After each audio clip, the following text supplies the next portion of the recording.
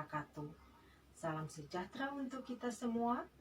Om Swastiastu, Nama Budaya, Salam Kebajikan, Tabea. Selamat pagi anak-anakku. Jumpa lagi di hari ini dalam proses pembelajaran. Tetapi mendahului semuanya itu, mari sama-sama kita berdoa. Berdoa mulai.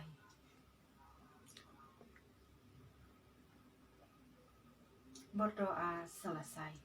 Nah anak-anak, di pagi ini kita akan belajar masih tetap dengan tema 8 Bumiku, subtema 2 Bumiku dan musimnya, dan pembelajaran yang pertama dengan muatan Bahasa Indonesia dan IPA. Nah anak-anak, sebelum kita masuk dalam proses pembelajaran di hari ini, mari sama-sama kita lakukan salam PPK.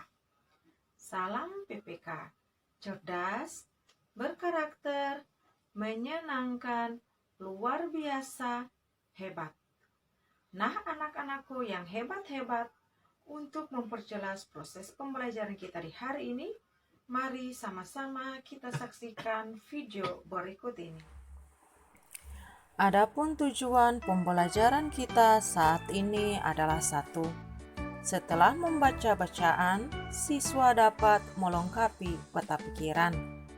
2. Setelah menyimak dan membaca teks bacaan, siswa dapat menulis gagasan utamanya. Nah anak-anak, saat musim hujan, sinar matahari sering tertutup awan. Hujan hampir turun setiap hari. Bawalah payung sebelum pergi. Pagi itu, daerah tempat tinggal Dayu kembali diguyur hujan. Hujan turun tak henti-hentinya, hampir 2 hari lamanya. Saat Dayu menonton televisi, dilihatnya berita mengenai beberapa daerah yang terkena bencana banjir. Banjir merupakan peristiwa alam yang sering terjadi ketika musim hujan tiba. Dayu ingin mengetahui lebih jauh mengenai bencana banjir. Ayo, kita baca bacaan bersama berikut ini. Nah anak-anak, simaklah bacaan berikut ini. Banjir bukan sekedar bencana alam. Memasuki musim hujan, terjadi peningkatan curah hujan di beberapa wilayah Indonesia. Tidak dapat dimungkiri, banjir pun melanda di berbagai tempat. Berbagai faktor penyebab banjir berulang dari tahun ke tahun. Rendahnya kesadaran masyarakat untuk menjaga lingkungan, penebangan liar, pembangunan pemukiman tanpa mengindahkan topografi wilayah, merupakan penyebab bencana tersebut. Pendangkalan dan penyempitan badan sungai membuat sungai meluap. Hal ini dapat disebabkan oleh faktor alam. Namun, ada pula ulah manusia yang mempercepat terjadinya hal ini. Menjamurnya rumah di bantaran sungai misalnya. Permasalahan ini sering terjadi di kota yang berpenduduk padat. Di sisi lain, penerbitan pemukiman liar di hantaran sungai juga menjadi kesulitan pemerintah daerah sepanjang waktu. Dari tahun ke tahun, warga yang tinggal di bantaran Sungai Ciliwung, Jakarta harus selalu siaga ketika curah hujan mulai meninggi. Luapan sungai dapat terjadi hingga ketinggian 1-2 meter di dalam rumah. Bukan hanya barang yang harus diselamatkan, nyawa pun menjadi taruhannya. Sudah diperingatkan bahwa pemukiman di bantaran sungai sangat berisiko ketika curah hujan tinggi. Namun, tetap saja mereka kembali ketika banjir telah surut.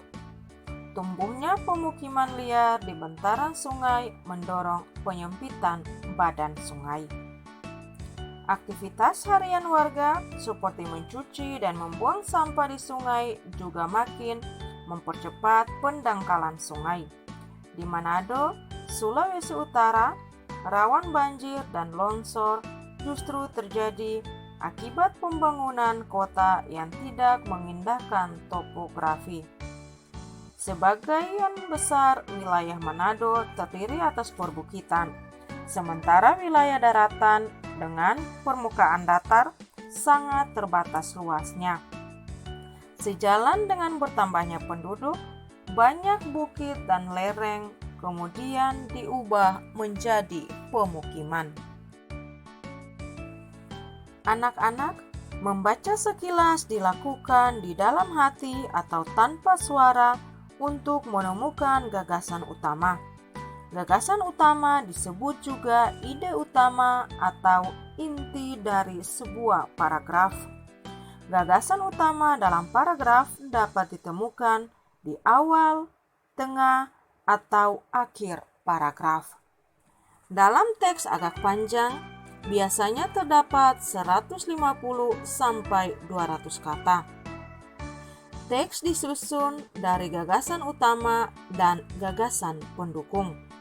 Setiap paragraf memiliki satu gagasan utama yang merupakan inti dari pesan yang akan disampaikan. Beberapa gagasan utama paragraf dapat dijadikan dasar untuk menemukan pokok pikiran dari suatu teks. Oleh sebab itu, sebelum mencari pokok pikiran dari suatu teks, temukan dahulu gagasan utama dari setiap paragraf. Nah, anak-anak, sekarang tugas anak-anak adalah buatlah peta pikiran dari setiap paragraf. Nah, anak-anak, pada bacaan banjir bukan sekedar bencana alam, itu terdiri atas 3 paragraf. Nah, sekarang tulislah gagasan utama dan informasi dari setiap paragraf pada peta pikiran berikut ini. Nah, dengan demikian, maka ringkasan singkat dari bacaan banjir bukan sekedar bencana alam adalah: banjir menjadi ancaman di berbagai wilayah Indonesia. Faktor-faktor penyebab banjir antara lain rendahnya kesadaran masyarakat, pendangkalan dan penyempitan badan sungai, serta menjamurnya rumah di bantaran sungai. Tumbuhnya pemukiman liar di bantaran sungai mendorong penyempitan badan sungai. Penertiban pemukiman liar menjadi kesulitan pemerintah daerah. Luapan sungai dapat terjadi hingga ketinggian 1-2 meter. Pemukiman di bantaran sungai beresiko ketika curah hujan tinggi. Di Manado, rawan banjir dan longsor terjadi akibat pembangunan kota. Sebagian besar wilayah Manado terdiri atas perbukitan, sementara wilayah daratan dengan pemukiman datar sangat terbatas luasnya. Banyak bukit dan lereng kemudian diubah menjadi pemukiman. Nah, anak-anak, sekarang perhatikan dan dengarkanlah artikel berikut ini.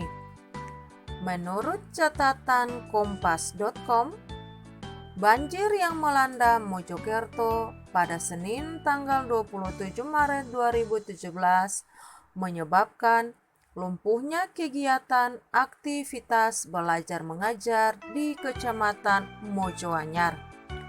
Di Desa Kepuhanyar, Kecamatan Mojoanyar, siswa SMP Negeri 2 Mojoanyar diliburkan karena banjir setinggi 80 cm masuk hingga dalam ruang kelas dan guru. Banjir ini merupakan genangan paling tinggi dibandingkan banjir sebelumnya. Ini sudah 2 kali dalam 2 tahun terakhir banjir yang paling tinggi.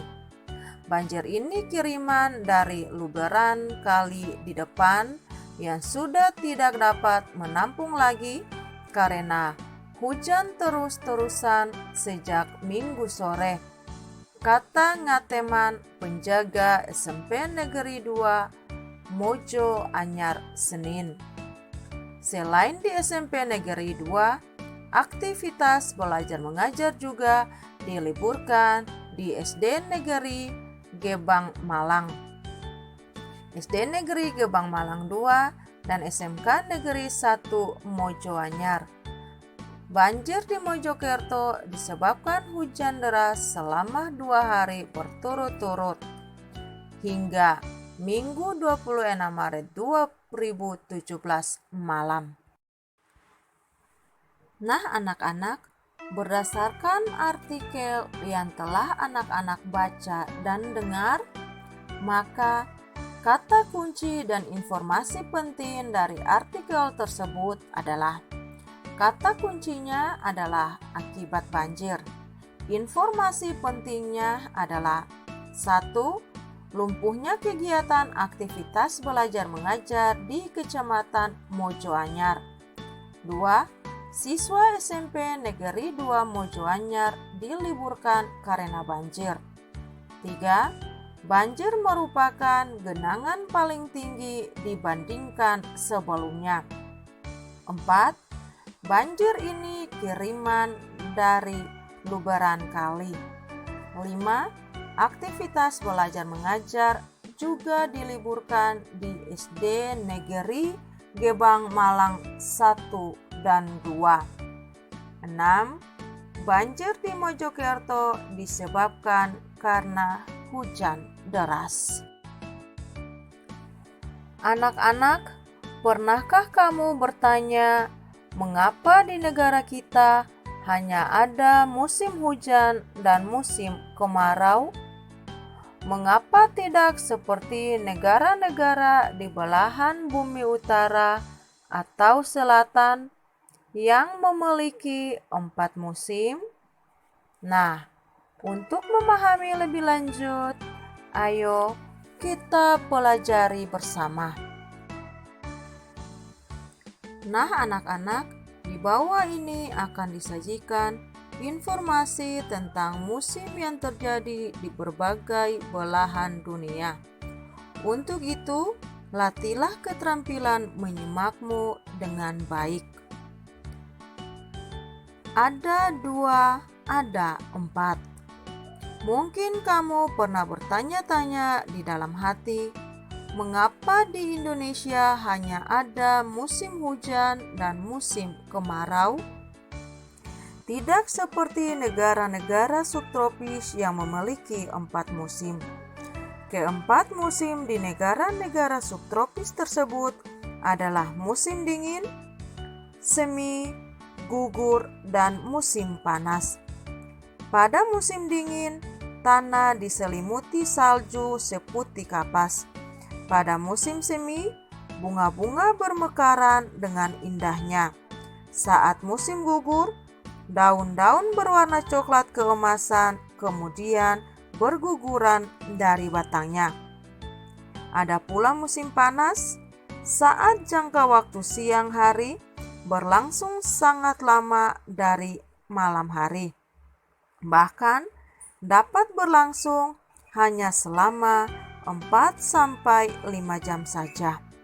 Perbedaan musim di negara tropis terjadi karena ketika mengorbit, poros bumi dalam keadaan miring. Pada bulan Desember, saat poros di belahan bumi utara mengalami kemiringan terjauh dari matahari sehingga sedikit mendapatkan sinar matahari. Akibatnya, terjadilah apa yang kita kenal sebagai musim dingin. Di sisi belahan bumi selatan, pada waktu bersamaan terjadi musim panas. Sementara itu, di bagian tengah poros bumi, yaitu bagian yang dekat dengan garis ekuator, poros tidak terlalu mengalami kemiringan. Banyaknya sinar matahari cenderung stabil sepanjang tahun. Pada bagian bumi ini, arah dan kecepatan anginlah yang berperan memengaruhi musim. Angin terjadi karena perbedaan tekanan udara. Baik 2 maupun 4 musim adalah sama-sama karunia Tuhan yang Maha Esa. Semuanya harus kita syukuri karena menjadikan tempat-tempat di muka bumi ini sempurna dengan ciri khasnya masing-masing. Baik anak-anak, berdasarkan informasi yang telah didengar, maka sekarang tugas anak-anak adalah tulislah gagasan utama yang didapatkan dari bacaan yang dibaca oleh temanmu atau juga gurumu. Dan yang kedua, tulislah gagasan utama yang kamu dapatkan setelah membaca bacaan dalam hati. Dengan demikian, berdasarkan teks bacaan ada 2, ada 4, maka dapat dijelaskan bahwa penyebab terjadinya musim di bumi adalah akibat kemiringan poros bumi ketika bumi itu berotasi. Anak-anak, sampai di sini dulu proses pembelajaran kita. Ingat, jangan lupa untuk tetap mengerjakan tugas-tugas yang telah diberikan, dan jika keluar rumah, tetaplah memperhatikan protokol kesehatan dengan cara memakai masker, menjaga jarak, dan mencuci tangan. Nah, anak-anak, sampai jumpa pada video pembelajaran selanjutnya. Invisible.